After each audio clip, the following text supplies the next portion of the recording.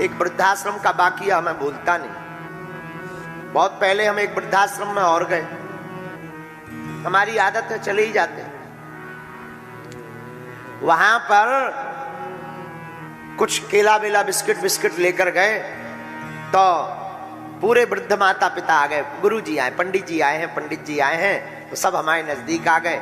कोई आशीर्वाद देने लगा, कोई केला खाने लगा, कोई बिस्कुट लेने लगा। लेकिन हमारी नजर खिड़की पे गई।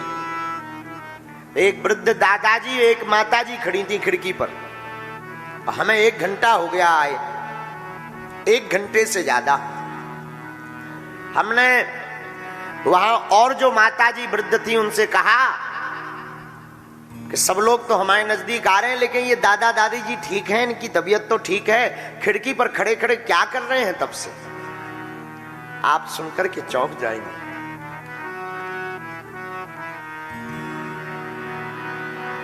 एक माताजी बोली, पंडित जी दरअसल उस खिड़की से इनके पुत्र का मकान दिखाई देता है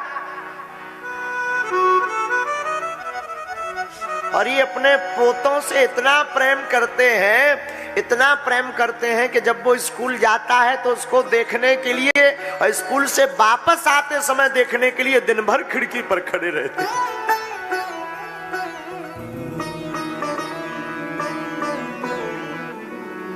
हमारी आंखें भर आई। उनका राम राम राम राम। क्या बीतती होगी इन पर।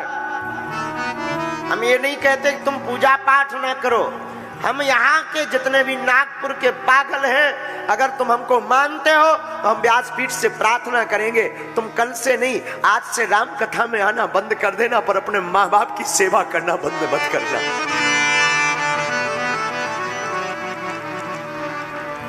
आज से ही राम कथा में आना बंद कर देना। माता पिता इस धरती के भगवान है। माता पिता गुरु यही त्रिदेव है।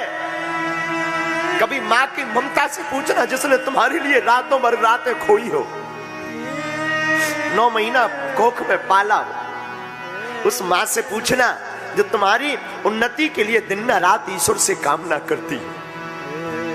उस माँ से पूछना जो तुम्हारे भले के लिए कितने देवताओं को नहीं मनाती। कभी उस माँ के पास जाना, उस माँ के लिए अनुभव करना। तुम बीमार पड़ जाओ तो माँ बीमार पड़ जाती थी, बीमार तुम पड़े भोजन करना माँ बंद कर देती। कभी उस माँ से पूछना जो तुम्हारी बीमारी में लाखों देवताओं को एक साथ मना लेती है कि हे हनुमान जी, हे शंकर जी, हमारी बेटी हमारा बेटा ठीक हो जाए। संसार में एक माँ ऐसी होती है और कोई नाता नहीं दूजा होता है। हम बिल्कुल दावे के साथ कहते हैं एक माँ का नाता ऐसा होता है, बेटी या बेटा बीमार होने पर जो ईश्वर से प्रार्थना करती है कि हमारी चाहे तबीयत खराब हो जाए पर हमारी बिटिया बेटा ठीक हो जाए।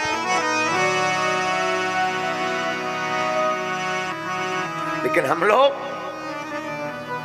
इतने निकम्मे हैं, माता पिता को ही त्याग करके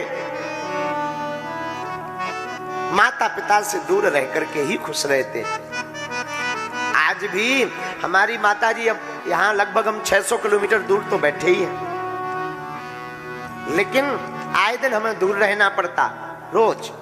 बागेश्वर जहाँ धाम पे भी हम रहते हैं तो हमारा भगवान की बड़ी कृपा है कि उसी गांव में हमारा जन्म हुआ है, वहीं हम बालाजी की सेवा कर रहे हैं। लेकिन आप सुनकर चौंक जाएंगे, हमें तो बड़ा रोना आता। हम गांव में भी 5-5 महीने घर नहीं जा पाते। बागेश्वर धाम पर रहते हैं, लेकिन धन्य है माँ की ममता।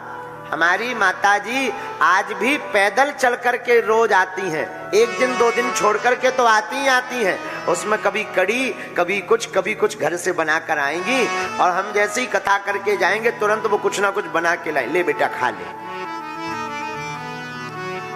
और एक बड़े राज की बात, कथा करके जावे और अद्भुत बात है, हम दुनिया को बागेश्वर बालाजी के नाम से नजर उतारते हैं। हमारी माताजी जब भी हम कथा करके जावे, सोई नमक मिर्चा और वो आटा का वो भूसी मिला करके आकर के एकदम उतारा कर जाती। आज भी ये माँ की ममता है। कोसों दूर रहे पर माँ को हमेशा चिंता रहती, लाला भोजन किया, समय पे खाना, समय पे सोना, ज्यादा मत बोलना, गला पक जाएगा, गला बैठ जाएगा। बीमार हम होते हैं, हमारे कई बार जुकाम हो जाता, गला बैठ जाता, इन लोगों को खबर नहीं लगती पर माताजी को घर बैठे लग जाते, क्योंकि वो हृदय के करीब रहती। हमारी आज की कथा में व्यासपीठ से प्रार्थना है, सबको दुख देना और माँ बाप की आंखों में कभी आंसू मत देना।